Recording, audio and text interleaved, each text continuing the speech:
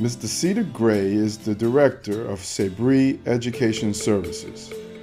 She has been working for 20 years in early childhood development. She talked with us today to explain to parents what they need to do to prepare their young children for school. She focused first on books.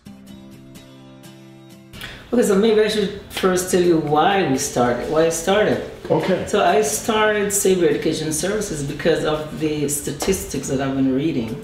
You know, the research shows that at 9 months, the average Black and Latino baby is already cognitively behind. And by 24 months, they're 3 times behind. So when they get a kindergarten, it makes them 20 months behind. And it's very difficult to catch up. So we started this service as a way of showing caregivers of infants and toddlers how to actually get them ready for learning. We're focusing on 0 to 3 years old because the research shows that when your baby is born, the brain is 25% developed. And by the time the baby is 3 years old, the brain is 85% the size of the adult brain. So most learning and socialization takes place between those years 0 to 3. Books? Yeah, these are books. And these are age-appropriate books because, you know, when you have a young baby, you should be reading to the baby. Even before the baby is born, you should be reading. But if you notice, this book makes sounds, right? The babies like the different sounds. Yes. This is a texture book also. You could feel, it's called sensory. Okay. So it's a texture book. And sensory means that you're using like all your senses because the baby's seeing it, touching it, feeling it. Okay. So that's why it's called sensory. So it's colorful. Right. Why is it so soft? Yeah, because this is for the young baby, you know, young 2 or 3 months. You could put it in their crib. They roll over, they hear the sound, and then you can also teach them the colors. You notice it's very colorful.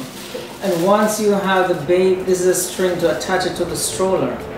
Okay. Because if your baby is gonna love reading, books must be a part of their every being. And this book is also a sensory book, but when you have young children, books are used to build vocabulary. Okay. So, you know, you'll be talking about the font, the ducks. What's that? Oh, it's soft. Right, okay. And then you could ask the baby, oh, is this soft or is it hard? Because you have to give a baby language, vocabulary. Because in order for you to speak in sentences, you need to have words.